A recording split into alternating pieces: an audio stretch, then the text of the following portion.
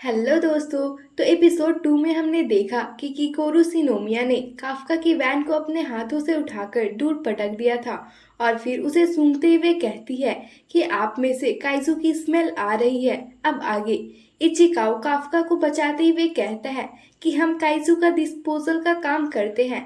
किकोरू कहती है कि ये सफाई वाले यहाँ क्या कर रहे हैं। तभी काफ्का अपने वैन को हाथों से उठाकर सही कर देता है। यह देखकर किकोरू कहती है, अरे बाप रे, ये इसने बिना सूट के कैसे कर लिया। काफ्का फुल एटीट्यूड में अपना इंट्रोडक्शन देता है। Examinee number 2032, Kafka Hibino. नाम याद रखना बच्ची। तब तक किकोरू का ड्राइवर उस जगह पर अपनी गाड़ी पार्क कर देता है, जिसे देखकर काफ्का गुस्सा करने लगता है। किकोरू कहती है, मुझे लगा था एग्जाम बस फॉर्मेलिटी के लिए होगी, लेकिन अब मजा आने वाला है। फिर वो काफ्का को बुरी तरह से हराने की धमकी देकर वहां से चली जाती है।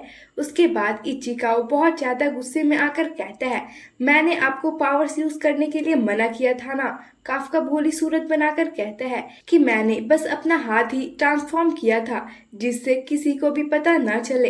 इचिकाओ उस पर और ज्यादा गुस्सा करने लगता है। तभी गार्ड्स वहां आकर उन्हें शांत रहने के लिए कहते हैं। उसके बाद इचिकाओ कहते हैं, अगर अगली बार ऐसी बेवकूफी हुई तो मैं आपको घर भेज दूंगा। फिर वो अंदर जाने लगते हैं।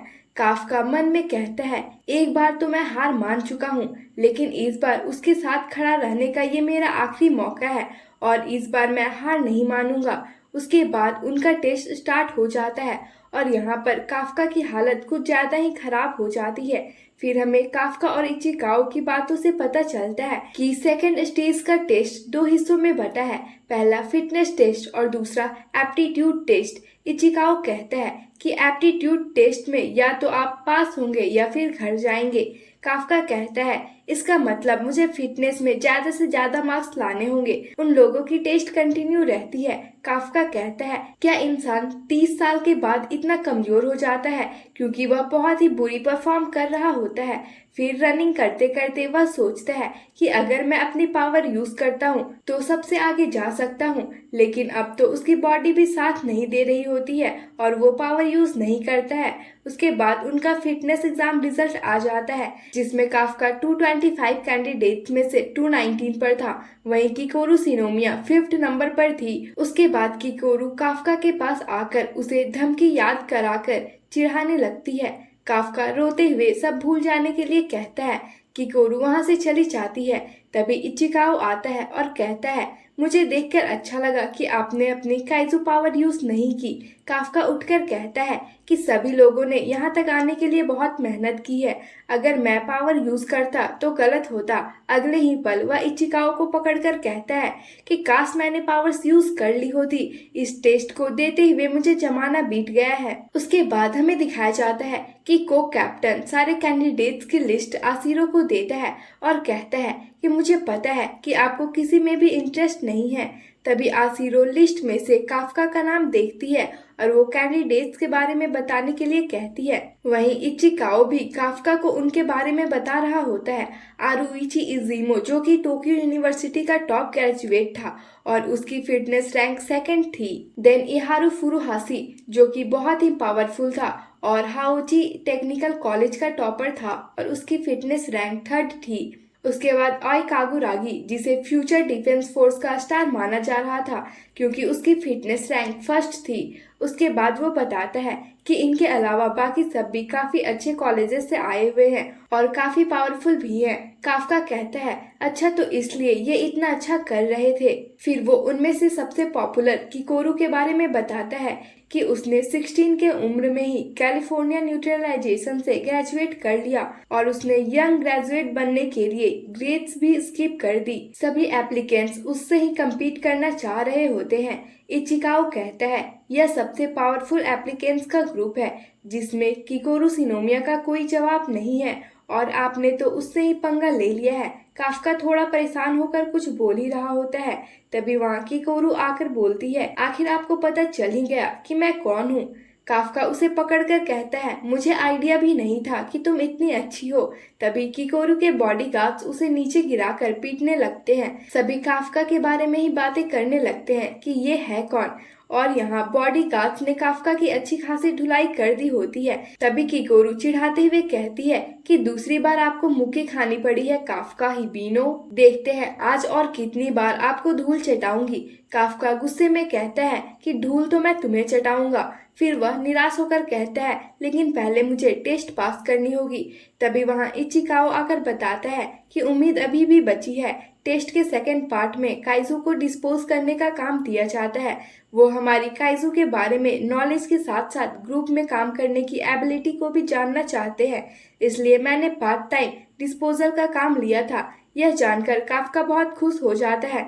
उसके बाद वो सभी टेस्ट की जगह पर पहुंच जाते हैं। वहाँ वाइस कैप्टन हुसीना अपना इंट्रोडक्शन देते हुए कहता है कि मैं इस साल की सेकेंड स्टेज एग्जाम का हेड हूँ और यहाँ पर आप लोगों का एप्टीट्यूड टेस्ट होगा। उसके बाद वह पासवर्ड डालकर गेट को खोल देता है और कहता है आप लोगों का काम होगा काइजू को ढूंढना। और तभी काफका खुश होकर सोचता है उसकी बॉडी को डिस्पोज करना, लेकिन हुसीना कहता है उसे खत्म करना। इसी के साथ हम गेट के अंदर काइजू को भी देख सकते हैं। यह सब जानकर तो काफका और इचिकाओ काफी परेशान हो जाते हैं।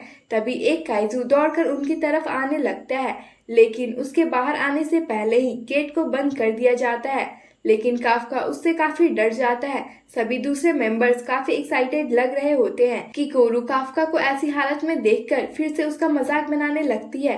काफका इचिकाओ पर गुस्सा करते हुए कहता है कि तुमने तो कहा था कि हमें काइजू की बॉडी को डिस्पोज करना है। इचिकाओ कहता है मैंने तो सिर्फ पिछले 2 साल का रिकॉर्ड देखा था। उसके बाद उन्हें एक स्पेशल सूट दिया जाता है जिसे पहनकर काइजू को मारना था। इचिकाओ काइजू कॉम्बैट सूट को पहनता है। वह उसके बॉडी के हिसाब से एडजस्ट हो जाता है और उसे काफी एनर्जी महसूस हो रही होती है। Kaiju combat suit organic material का बना होता है जिसे काइजू से निकाला गया था, जो कि पहनने वाले की पावर को कई गुना बढ़ा देती है। उसके बाद सभी कैंडिडेट्स का पावर मेजर किया जाता है। इचिकाओ की कॉम्बैट पावर 8% होती है, हारुची का पावर 18%, आई कागुरागी का 15% और इहारू फुरुहाशी का 14% होता है। उसके बाद हुसीना उन्हें बताता है कि कॉम्बैट पावर उन्हें यह बताती है कि वो सूट का कितनी % पावर यूज कर रहे हैं और काफी ट्रेनिंग के बाद भी लोग सिर्फ 20% ही हासिल कर पाते हैं। वो लोग कहते हैं लगता है इस बार हमें अब तक का सबसे अच्छा पावर मिलने वाला है। तब तक हमें किकोरू सिनोमिया का कॉम्बैट पावर 46 बताया जाता है, जिसके बाद सभी हैरान रह जाते हैं। हुसीना कहता है ये तो अभी से ही प्लेटून लीडर के स्टेज पर है। वहाँ के अदर मेंबर भी बहुत हैरान रह जाते हैं। इचिकाओ कहता है कि मेरा तो सिर्फ 8% है। हुसीना बताता है कि पहली बार में 8% मिला है, यानी कि तुमने अच्छा किया है। वैसे भी जिसे 0 नहीं मिलता है वो पास हो ही जाता है और मैंने आज तक किसी को 0 मिलते नहीं देखा है। तब तक हमें काफका का कॉम्बैट पावर 0 दिखाया जाता है। हुसीना उस पर खूब जोर जोर से हंसने लगता है क्योंकि उसने पहली बार किसी का पावर 0 देखा था। काफका कहता है कि मुझे थोड़ी और टाइम दे दो, मैं एनर्जी निकालने की कोशिश कर रहा हूँ। हुसीना कहता है कहीं एनर्जी निकालते निकालते पॉटी ही ना निकल जाए और बहुत ज्यादा हंसने लगता है। तो उसे वहाँ की मेंबर काम को सीरियस लेने के लिए कहती है। उसे देखकर किकोरू कहती है बहुत अजीब खेल खेल रहे हैं, वो पावर दिखाइए जो आपने पार्किंग लॉट में दिखाया था। तभी वहाँ हुसीना आकर उन्हें टेस्ट समझाने लगता है। उन्हें होंजू और 36 योजू को मारना था जो कि पूरे जगह में फैले हुए थे। फिर उन्हें बताया जाता है कि पिछले साल हाओची में इन काइजू ने 16 लोगों की जान ली थी और हम लोगों ने उन्हें जिंदा पकड़कर यहाँ ट्रेनिंग के लिए रखा है और वहाँ की कैंडिडेट्स के हर एक मूवमेंट पर ड्रोन के द्वारा नजर रखा जाएगा और जैसे ही उनकी जान खतरे में होगी उनके सील को एक्टिवेट कर दिया जाएगा, लेकिन सील एक्टिवेट होते ही वो फेल हो जाएंगे। फिर वह कहता है कि यहाँ आपकी जान भी जा सकती है, इसलिए अपने रिस्क पर ही वहाँ जाएं। उसके बाद सभी काइजू को मारने के लिए आगे बढ़ जाते हैं। किकोरू तुरंत अपने स्किल्स का यूज करके 2 योजू को मार देती है, जिससे सभी मेंबर्स और एग्जामिनर्स भी हैरान हो जाते हैं। काफका कहता है कि हमें भी जल्दी करनी होगी, लेकिन उससे तो गन भी नहीं उठ रही होती है। वो कहता है कि इस गन को सूट के बिना उठा पाना मुश्किल है, यह तो सिर्फ 0 लाने वाला ही समझ सकता है। इचिकाओ कहता है हाँ, और हमारे पास कोई सुपर पावर भी तो नहीं है। तभी उन्हें हुसीना बताता है कि कैप्टन आशिरो भी आप लोगों का टेस्ट देख रही है। तो काफका फिर खुद को मोटिवेट करते हुए कहता है कि ये मेरा लास्ट चांस है, फिर काफ्का अपना 100% दिमाग का यूज करते हुए कहता है कि उन्होंने ड्रोन लगाए हैं, जबकि मरे हुए काइजू की गिनती तो सेंसर्स लगाकर भी की जा सकती थी, इसलिए वो हमारी एबिलिटी के साथ साथ सिचुएशन में ढलने की काबिलियत को भी परखना चाहते हैं। फिर वो कहते हैं कि हमारे पास पावर नहीं है तो हमें अटैकर्स को सपोर्ट करना होगा। उसके बाद हारूची और आयो कागुरागी एक काइजू पर लगातार फायर कर रहे होते हैं, मगर वो मर नहीं रहा था। तभी काफ्का उसे देखकर पहचान लेता है कि इसका डिस्पोजल तो उन्हीं लोगों ने किया था। उसके बाद वह एक ग्रेनेड से उस पर अटैक कर देता है, जिससे वह काइजू सुन नहीं पाता है। काफ्का बताता है कि इसकी आंखें कमजोर है, लेकिन सुनने की शक्ति बहुत ज्यादा है। फिर वह अटैकर्स को उसके पेट पर अटैक करने के लिए कहता है। वो लोग ऐसा ही करते हैं और काइजू मारा जाता है। फिर वो लोग अगले टारगेट की तरफ बढ़ जाते हैं। तभी काफ्का पर एक काइजू अटैक कर देता है, जिससे काफ्का घायल हो जाता है। डिफेंस फोर्स वालों को भी उसके घायल होने का सिग्नल मिलता है। होसीना कवच की तैयारी करने के लिए कहता है। काफ्का होसीना की कवच वाली बात याद करके उठने की कोशिश करने लगता है, लेकिन काइजू काफ्का को खाने ही वाला होता है। डिफेंस फोर्स वाले भी शील्ड ऑन करने की फाइनल तैयारी कर लेते हैं। होसीना उसे स्क्रीन पर देखकर कहता है कि मुझे लगा ही था कि सबसे पहले यही फेल होगा। तभी किकोरू वहां आकर उस काइजू को मार डालती है और उसके बाद काफ्का को चिढ़ाकर नेक्स्ट टारगेट के लिए चली जाती है। काफ्का खुद को सेफ देखकर खुश होता है। बाकी मेंबर्स भी किकोरू को ही देखने लगते हैं। किकोरू उनके सामने वाले काइजू को मारकर लड़ाई पर ध्यान देने के लिए कहती है। आई कागुरागी कहता है कि हमें इक्विपमेंट तो सेम ही मिले हैं, फिर वो इतनी पावरफुल कैसे हैं? उसके बाद वो सभी मेन टारगेट की तरफ बढ़ने लगते हैं। काफ्का भी उठने की कोशिश करता है, लेकिन उसका पैर टूट चुका था। इचिकाओ उसे देखने के लिए वहां आता है। कंट्रोल रूम से काफ्का को पूछा जाता है कि क्या तुम लोग कंटिन्यू करना चाहोगे, क्योंकि तुम्हारा बॉडी में हमें फ्रैक्चर्स का पता चला है और हो सकता है कोई सीरियस इंजरी भी आई हो। काफ्का कहता है, क्या मैं हार जाऊंगा? जब तक मेरे पास मौका है तब तक तो बिल्कुल नहीं। फिर वह दूसरों को आगे जाते हुए देखता है।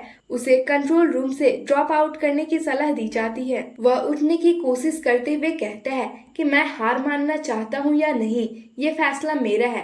वैसे भी मैंने पूरी जिंदगी सिर्फ सपने ही देखे हैं।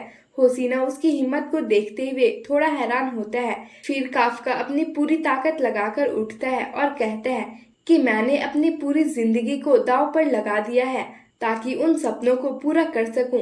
तभी उसकी कॉम्बैट पावर बढ़कर 0.01% हो जाती है। सभी हैरानी से बस उसे ही देख रहे होते हैं। आगे वह कहता है कि मैं हार नहीं मानूंगा, चाहे जो भी हो जाए। आसिरो भी कंट्रोल रूम से उसे ही देख रही होती है। अब आगे की स्टोरी अगले वीडियो में। आप सभी प्लीज रिव्यू शेयर करें और आप हमें नेक्स्ट एनिमे भी कमेंट बॉक्स में सजेस्ट कर सकते हैं। बाकी हमारे चैनल को लाइक शेयर एंड सब्सक्राइब कर ले। मिलते हैं अगले वीडियो में, तब तक के लिए बाय बाय।